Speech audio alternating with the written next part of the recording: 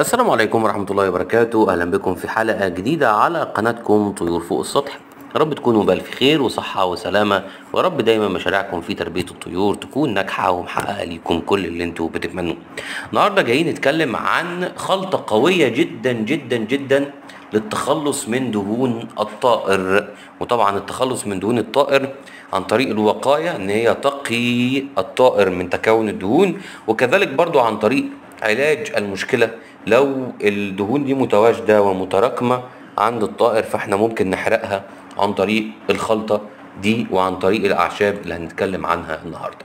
قبل أي حاجة حاول تعمل لايك على الفيديو، تشترك في القناة، تفعل زر الجرس عشان توصل لك كل الفيديوهات الجديدة أول بأول. ويلا بينا ندخل على تفاصيل الخلطة بشكل مباشر. مفيش شك انه في فصل الشتاء بتبدأ الطيور تاكل اكتر علشان خاطر تدفي نفسها، وطبعا لهم حق ان هم يبحثوا عن ده ويدفوا نفسهم عن طريق الاكل. لكن انت ليه تخلي الطيور بتاعتك تلجأ اصلا ان هي تدور على الدفا في الاكل؟ ولو اجبرت على ده بسبب البرد الشديد فلازم تكون واخد بالك من الاكل اللي بتقدمه، وهم كده او كده هياكلوا بكميات اكبر في الشتاء.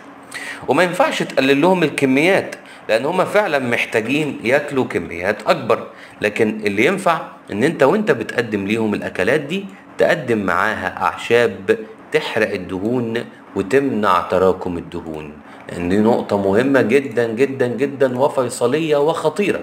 تراكم الدهون هيؤدي الى انقطاع انتاج البيض.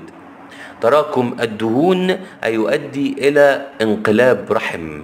انقلاب الرحم هيؤدي إلى نفوق الفرخة أصلا. يعني الفرخة مش هتستحمل إن هي يبقى عندها بيض وعندها بيض محشور وعندها التهابات في مخرج البيض، لا ده هياكلوها الطيور الباقية، هياكلوها هيفترسوها، وده هيؤدي إلى نفوق الفرخة بعد كده. يعني مش هتستحمل كل التفاصيل دي، ومش هتستحمل افتراس من الديوك، هياكلوها اول ما يشوفوا الدم على طول هياكلوها. فمهم جدا انك تاخد بالك من فكرة استخدام اعشاب تحرق الدهون وتقي الطيور بتاعتك من انقلاب الرحم ومن انقطاع انتاج البيض الناجم عن زيادة الدهون. تمام؟ ده بالنسبة للمقدمة بتاعتنا عشان نفهم أهمية العشبة اللي هنتكلم عنها وهنستخدمها. تعال نشوف بقى الوصفة تتكون من أعشاب كتير. معلقة صغيرة من عشبة القرفة. عشبة القرفة من الأعشاب السحرية في موضوع حرق الدهون. يعني حاجة مش سهلة ومش هينة خالص، لا عشبة سحرية فعلا بتحرق الدهون بشكل غير طبيعي، ويمكن في بني آدمين بيستخدموها في أنظمة الدايت بتاعتهم. تمام؟ بني آدمين بيستخدموها في أنظمة التخسيس، فهي كذلك بالنسبة للطيور برضو بتعمل بتخسس بشكل كبير جدا وبتساعد بشكل كبير جدا على حرق الدهون. تمام؟ هنستخدم منها معلقة صغيرة زي ما قلنا. هنجيب برضو معلقة من الزنجبيل. برضو الزنجبيل من الأعشاب القوية جدا اللي بتؤدي إلى حرق الدهون بشكل مباشر. برضو الناس بتوع الدايت والناس اللي بيدوروا على الخسسان بيستخدموا الزنجبيل في حرق الدهون، كذلك هو برضو كاستخدام بيطري هيحرق الدهون بتاعة الطيور بتاعتنا. تمام؟ برضو هنجيب منه معلقة صغيرة من الزنجبيل. تعال نروح بعد كده لبقية الأعشاب اللي هنتكلم عنها. العشبة اللي بعد كده هي الشطة. الشطة دي بنحطها لوحدها، الشطة مش هنحطها في الخلطة بتاعتنا، لا الشطة دي هنحطها لوحدها، هنحطها على بواقي الأكل بتاعة البيت. كل ما كان فيه بواقي رز، مكرونة، طبيخ، أي نوع من أنواع الأكل، لو ما فيهوش شطة أصلا تحط له شطة، لو في شطة خلاص، لأن في ناس بتطبخ كده كده بتحط شطة، فممكن تزود شطة علشان تبان في الأكل. الشطة اللي هتحطها للطائر دي هتحرق دهون، والشطة اللي هتحطها للطائر دي هتخلي الهضم افضل واسرع وتكوين البيضة اسرع لان الامتصاص هيكون اسرع. ده كله عن طريق بس شوية الشطة اللي هتحطهم في بواقي الاكل. لازم تحطهم في بواقي اكل، وهتحط الشطة في مية. الشطة مش بتتحط في مية، ما ينفعش تتحط في مية، لان المفروض ان الميه دي الطائر بيروح لها علشان خاطر يعني يبلع الاكل، مش علشان خاطر يشطشط نفسه.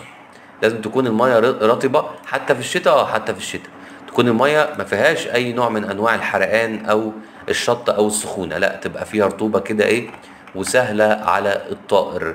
انما بقيه الاعشاب دي استخدامها استخدام مختلف تماما عن الشطه، سواء القرفه او الزنجبيل. دول هتستخدمهم على ايه؟ دول هتستخدمهم مع الميه. ازاي؟ هتجيب المعلقه الصغيره من القرفه والمعلقه الصغيره من الزنجبيل، تمام، وتغليهم في شويه ميه صغيرين، تغليهم في شويه ميه صغيرين. انت كده ايه؟ خدت الخلاصه بتاعتهم. هتاخد الخلاصه بتاعتهم دي وتحطها فين؟ تحطها على السقايه بتاعتك، على السقايه كده. انت ايه؟ اخدت الخلاصه بتاعه العشبتين دول. هل ممكن نحطهم برضو مطحونين ناعم على بواقي الاكل مع الشطه؟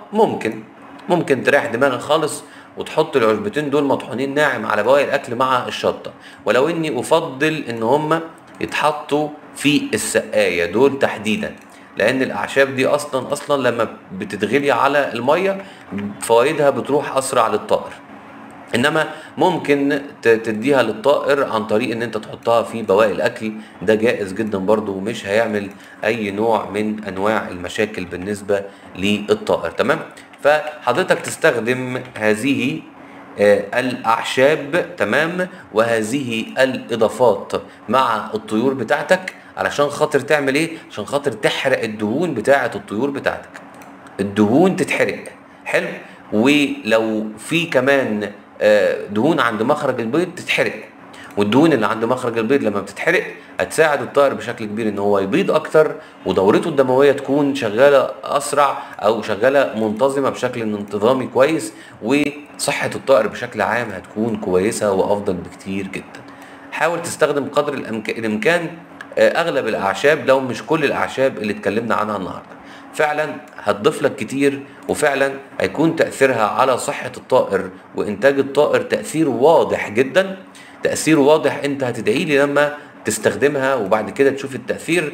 والطائر على طول محتاج لكل هذه الأعشاب، وتقدر تقدم كل الأعشاب دي في الشتاء لأنها هتدفي، وتقدر تستخدمها كلها في الصيف ما عدا الشطة لأنها هتتعب الطيور في درجات الحرارة العالية، لأن كده كده جسمهم بيكون سخن. ده كان الفيديو. ما تنساش تعمل لايك على الفيديو، اشتراك في القناة، تفعل زر الجرس عشان توصلك كل الفيديوهات الجديدة أول بأول، ونشوفك على ألف خير في حلقات جديدة. والسلام عليكم ورحمة الله وبركاته.